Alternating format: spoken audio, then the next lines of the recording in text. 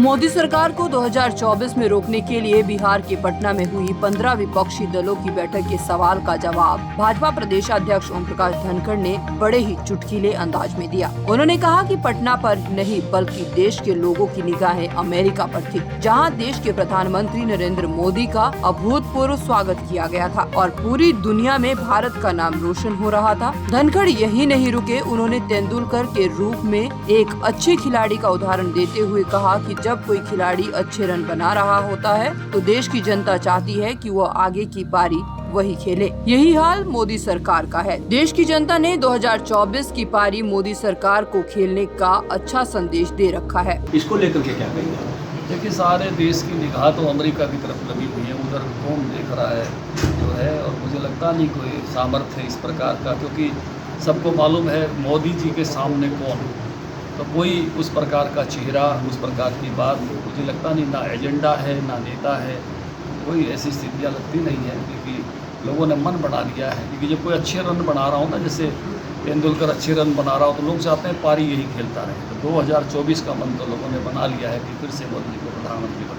बता दें कि ओपी धनखड़ शुक्रवार को झज्जर के लोक निर्माण विश्राम गृह में 25 जून को रोहतक में होने वाली भाजपा की रैली की तैयारियों का सांसद डॉक्टर अरविंद शर्मा के साथ जायजा लेने आए थे। यहां उन्होंने पार्टी कार्यकर्ताओं को रैली में भीड़ जुटाने के लिए आवश्यक दिशा निर्देश दिए। इस दौरान उन्होंने पूर्व राज्यपाल सत्यपाल मलिक द्वारा साल 2024 में प्रधानमंत्री पद के लिए विपक्ष का एक साझा उम्मीदवार खड़ा किए जाने वाले बयान का भी जवाब दिया। उन्होंने कहा कि विपक्ष के पास ना तो कोई एजेंडा है और ना ही कोई नेता। एजेंडे से देश चलता है और जनता भारत को आत्मनिर्भरता की ओर बढ़ता देख रही है। उन्होंने कहा कि विपक्ष की कार्यशैली पर नहीं बल्कि देश के विकसित होने और विकसित कौन कर रहा है इस बात पर टिकी हुई है।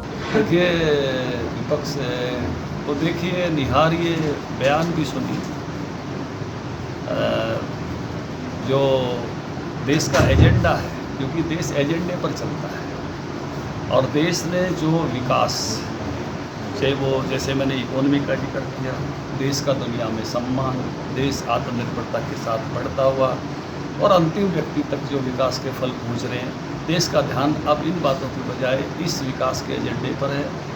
हमने हर रैली का नाम रखा है गौरवशाली भारत। इस गौरवान्वित भारत पर अब देश टिका हुआ है। बाकी सब अपनी अपनी बात कहते हैं, लेकिन देश कहाँ ध्यान देता है, तो देश का ध्यान अब बढ़ते हुए भारत पर है, विकसित होते हुए भारत पर है, अमृतकाल पर। इस दौरान भाजपा सांसद डॉक्टर अरविंद शर्मा ने भी मोदी सरकार के समर्थन में जमकर कसीदे पढ़े। उन्होंने कहा कि मोदी सरकार की नीतियों का ही परिणाम है कि पूरी दुनिया में भारत की तुलना विकसित देशों में की जाने लगी है। रैलियां तो होती रही हैं, डिस्ट्रिक्ट लेवल की रैलियां होती रही हैं, विधानसभा क्षेत्र की रैलियां होती रही हैं। पीछे राजनाथ सिंह जी आए थे फुलाना में, बहुत बड़ी रैली थी वो भी। और अब ये लोकसभा क्षेत्र की 25 तारीख को रैली है, लगभग 3:30 बजे का समय रखा है। और मुझे पूरी उम्मीद है कि पूरे रोहतक लोकसभा क्षेत्र से, जिसमें कोसली भी शामिल है, कोसली भी कल हम गए थे, मीटिंग हुई थी, बहुत लोगों में उत्साह बहुत है, जोश बहुत है। लोगों को ये पता है कि 9 साल के अंदर जो मोदी जी ने, केंद्र सरकार ने, मोदी जी ने जो 9 साल के अंदर काम किए हैं, वो 2014 से पहले आप देखेंगे किस तरह का भारत था, और 2014 के बाद किस तरह से काम हुए, उनकी स्पीड भी। आज आप देखें, जैसे धनखड़ साहब बता रहे थे कि अमेरिका का प्रधानमंत्री, अमेरिका का राष्ट्रपति जो बाइडेन जिस तरह से स्वागत कर रहा है, जिस जोश के साथ स्वागत कर रहा है, जिस उत्साह के साथ स्वागत कर रहा है, वो देखने लायक है। इतना बड़ा सम्मान देश का, अमेरिका की नंबर 1 की इकोनॉमी, उसका राष्ट्रपति, भारत के प्रधानमंत्री को जिस दृष्टि से, जिस सिस्टम से देख रहा है, वो सराहनीय है, बहुत ही एग्जाम्पल है। तो मैं कहता हूँ कि मोदी जी के नेतृत्व में देश का मान सम्मान, देश के अलावा विदेशों में भी, विश्व में मान सम्मान बढ़ा है।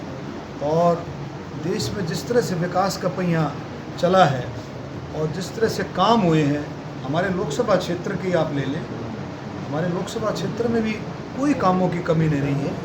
अब आप देखें, भादरगढ़ से आसोदा मेट्रो मिली है हमारे को, और भादरगढ़ से सांपला तक मेट्रो का एक्सटेंशन हो जाएगा। झज्जर को हमने बात की थी, झज्जर को हम दिल्ली से रेल लाइन से जोड़ें, वो भी हमारी हरियाणा सरकार ने 1225 करोड़ रुपया सैंक्शन कर दिया है, और 1225 करोड़ रुपए सेंक्शन करके झज्जर से फर्रुखनगर तक जोड़ने का जो काम रहेगा, फर्रुखनगर से बिजवासन जुड़ेगा, वो हमारे माननीय अध्यक्ष जी का विशेष प्रयास रहा इसमें। और वहाँ डासा गांव से बादली तक भी हमारे को मेट्रो मिल जाएगी, ये भी हमारे को पूरी 100% संभावना है। जो अपने नेशनल हाईवेज़ हैं उसकी आप देखें जब झज्जर से जाते थे या रोहतक से जाते थे, चंडीगढ़ का रास्ता 5 से 6 घंटे में पूरा होता है। आज अगर रोहतक से आप चंडीगढ़ जाना चाहें 2.5 से पौने 3 घंटे में आप चंडीगढ़ जा सकते हैं, 152 डी पकड़ करके। आप यहाँ से देखें, झज्जर से अगर आपने सोनीपत जाना है, झज्जर से सोनीपत से आगे मेरठ की तरफ जाना है, उसका आप देखें कितना शॉर्ट रास्ता हो गया। आज झज्जर से सांपला मुश्किल से 15 मिनट में आप झज्जर से सांपला चले जाते हैं। तो ये सारी चीज़ें मोदी जी के नेतृत्व में ये सारे के सारे काम हो रहे हैं, और भी बहुत सारे काम अभी चल रहे हैं और हो रहे हैं। लेकिन किसान, मजदूर, गरीब, दलित, बैकवर्ड, नौजवान, कर्मचारी, व्यापारी, हर एक का अगर ध्यान रखा गया है तो मोदी जी के नेतृत्व में रखा गया है। 9 सालों में इन सभी तबकों ने बहुत उन्नति की है। आगे भी आत्मनिर्भर भारत की तरफ जो देश बढ़ रहा है उसमें भी सभी तबकों का जो है पूरा हाथ रहेगा, कि जहाँ छोटा व्यापारी है, बड़ा व्यापारी है, खिलाड़ी है, स्वतंत्रता सेनानी है, फौजी भाई है, बुजुर्ग है, महिला है, हर एक तबके को जो है मोदी जी ने बहुत आगे बढ़ाया। दैनिक सवेरा के लिए झज्जर से सुमित कुमार की रिपोर्ट।